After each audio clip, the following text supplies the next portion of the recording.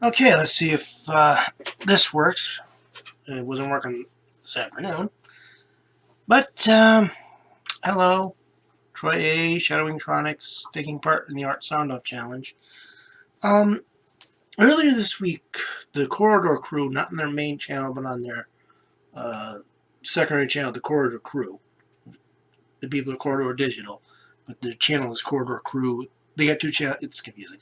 But, they decided to go back and redo the special effects for Birdemic Shock and Horror. Shock and Terror. Shock. I don't know. All I know is it has neither. It barely has a Birdemic in it.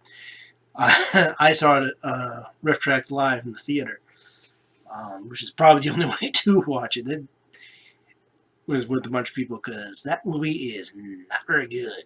Let's be honest. Not good. But, they decided to redo some of the effects, the really not so special effects in the movie, and where basically they just had this looping one place animation of a bird flapping its wings, and like this looks, I can probably do this better than they did the effect. So they went back and redid that, and then they added in an extra scene for the actress. One of the people at the Corridor Crew uh, knows the actress who played the main female lead in the movie, whose biggest contribution to the film was she found some seaweed. I don't know. She really did not have much to do in that movie. Um, so they gave her this real big, badass scene where she shoots out a bunch of birds, and then she fights this big mutant bird man thing and blows him up with a rocket launcher. And it was definitely something more out of the asylum. And when the asylum is a step up, you did something wrong. But it got me wondering about redoing other people's work. And this was just done for fun and to show off their special effects skills. That's fine. I don't necessarily have a problem with that. The thing is, though, we kind of have a remake happy society. I'm not going to delve into too much about that. I'm not going to get into the drama or anything. Um, that's something that I do in articles. I'm not going to do that with Art Soundoff. But there is, although I will say this, I think there is a lack of respect for the original material when it comes to a lot of these remakes, and it's not simply political or social or anything else. I've seen that going on for quite a while, even when politics doesn't come into it. A lot of times reboots are not kind to the characters before, or they want to do a completely different direction. Like, I'm not even talking quality of work. Battlestar Galactica, a lot of people love Battlestar Galactica, but there is no connection to the original series other than the Cylons and some names that get reused. But I want to talk specifically. I'm talking about like when they redid that scene.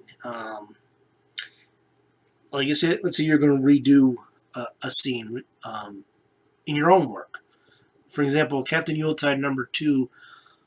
Part of me would love to redraw because it didn't reflect my art skills at the time, because I kind of rushed it out to meet the deadline, and that was after we'd gotten a new boss and they did things a little differently, so I didn't have the time I did before when I did issue 1. But at the same time, my skills have kind of improved past that. So that's what I could have done in issue 2. So I kind of feel like I can't go back, because if the problem is it didn't reflect what my art skills were then, it's not going to now.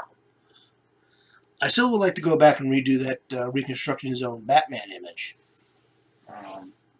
And I think that is a bit different than redoing redoing your whole comic. When I did hit the 10th anniversary of Jake and Leon, I redid the original one panel comic that was introducing the idea to my readers, and I redid that just for fun. But you could see a big difference in my drawing skills back then versus my drawing skills now. Plus, I did that in paper, pencil, and ink, and this was done all digital. I think I even colored that one in coloring pencil, and yet the comic was always colored and lettered. Always colored. I don't remember when I started doing digital lettering, um, but at least it would be colored on the computer. At the time I was using PaintShop Photo Pro, and then I eventually switched to. I tried Manga Studio 4. It was kind of a pain for coloring, so I stopped using it. And then for some reason, I think I either heard Manga Studio 5 had improved coloring, or it's just so many people I knew was using Manga Studio 5 that I figured, why not give it another try? And it worked out much better. Of course, now it's called Clip Studio Paint, which I kind of question that name, but anyway. And I mean, I could go back and redo a lot of the comics that I did, but I don't think that it would be fair to do kind of a special edition kind of thing. I mean, George Lucas did the special edition of. Apparently, I'm going to be playing a game. Anyway, George Lucas playing an editing game. Anyway, George Lucas did a special effect version of Star Wars, and that was a mistake because the effects were groundbreaking for his time because he actually pushed the limits of doing that. So I don't think a special edition was really needed. Star Trek now, the only way you can watch Star Trek on TV is where they redid the effects. And while some changes are pretty nice, for the most part, I think you lose a bit of the charm with that. And I've seen Doctor Who, classic Doctor Who. I've got the 5 Doctors, which was they did a special edition for the effect, and I think not seeing the TARDISes all disappear at the end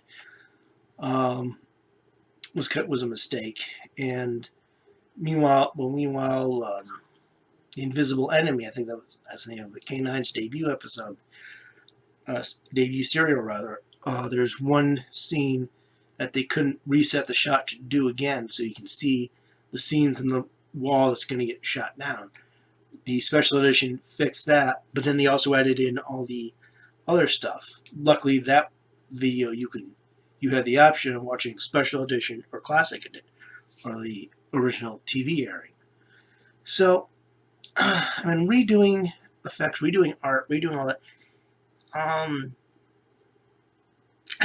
I think you kind of lose some of the magic of the times. Like, this is where you were back then, and this is how some people got into it. So to go back and redraw it, or I've seen old comics recolored.